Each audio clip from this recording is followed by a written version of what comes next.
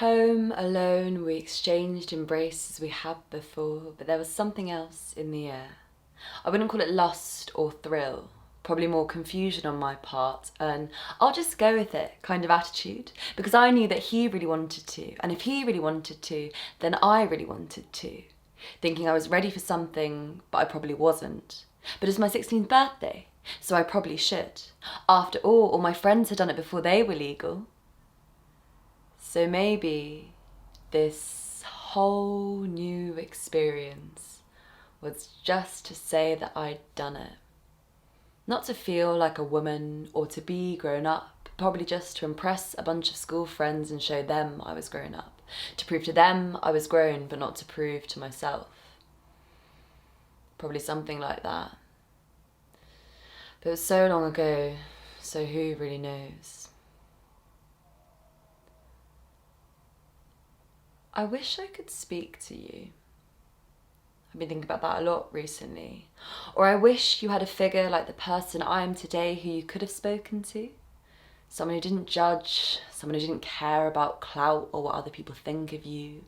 Someone who's there to listen and give you advice because they want the best for you. Someone to make you feel comfortable. I wish I could make you feel safe and confident in yourself. Not to feel pressured by your friends or by him to do something you weren't ready to do. But who even knows if that's the case? I don't even know. Maybe that's just a narrative I've made up as time has gone by. But you were so insecure though. And you had so much hatred for yourself.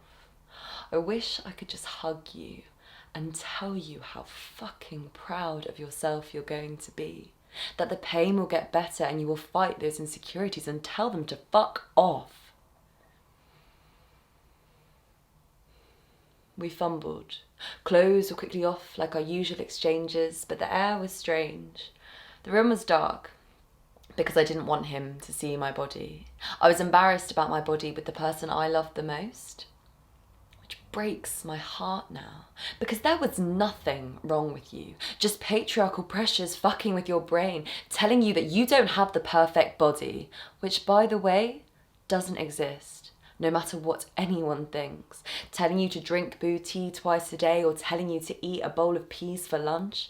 But us girls did it together, so it was a normal thing to do, which makes this whole situation even more messed up.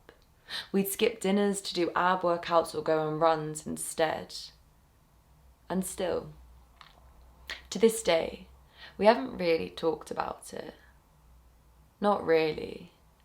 That school pressure to be eye candies for the school boys was so embedded and ingrained in our brains that even 5 or 6 years later, we don't talk about how horrific it is that we did that, or that we felt we needed to do that. That toxic ideal body we all glorified, but only broke us even more.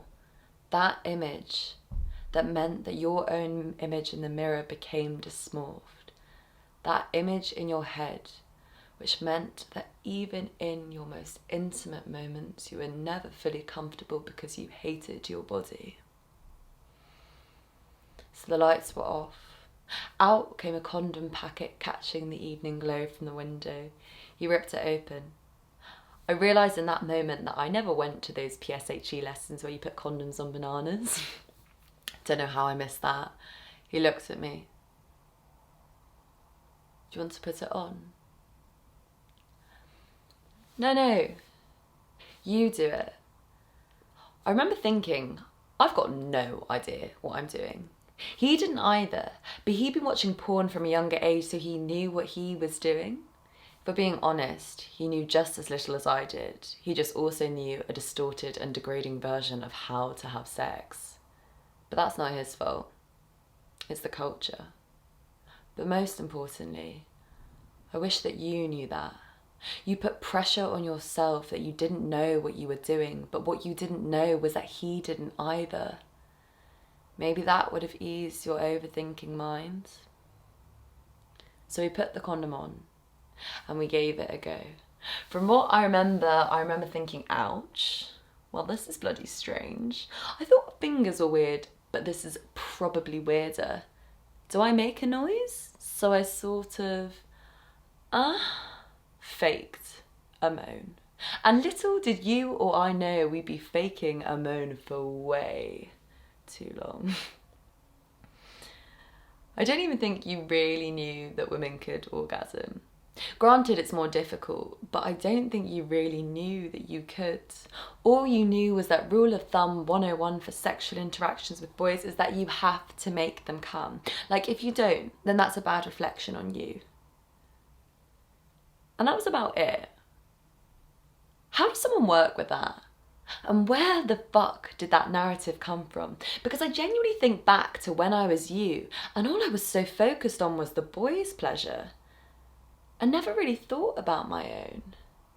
And for quite a while, I don't think I really considered what I was really getting out of this. And if I did, I would push that thought away quickly. Because when us girls were together, and say one of the girls brought up talking about their orgasms or about pleasuring themselves, everyone else would say that's disgusting and move the conversation quickly on. So all you really knew was that boys could and should come. So you remained confused, and even your own orgasm became a myth to you, something that couldn't be found and you shouldn't be looking for. When you very well knew that boys wank, and it's healthy for them too. Fun fact, it's healthy for you to wank too. It's not gross, and you actually can orgasm. And I think that's what one of the strangest things is about it all. This psychological pressure that you're not supposed to do that. So when you do, and it's a bit like, what the fuck? Buy a vibrator. There's so many more celebrities or people of influence encouraging it, so listen to them, because it changes your life, because it actually feels amazing, but also is genuinely empowering, because you are in control. And when you realise that, it's like, oh, okay. And I think for me, that was the first time I fell in love with myself. Because I wasn't worried about my facial expressions or how my body looked like or whether they were having a good time. It was just me, focusing my time and my energy on myself and doing it for me, not anyone else. Pushing away all those psychological pressures, actually enjoying my time, and to put it bluntly, making yourself orgasm is the best feeling ever. And you won't find love through another human's body. You'll find it because of you, and because you'll take matters into your own hands. And you're going to be so proud of yourself and how far you've come. And you'll stop searching through other human beings that feeling of being validated or beautiful. You'll love you for you. No matter what your body looks like, no matter what other people think of you. And don't worry, you do actually stop caring about that. Stop caring when you look in the mirror. Stop caring when 1 out of billions of people don't get you or like you. You'll love you for your personality and your soul, because you will be enough for yourself.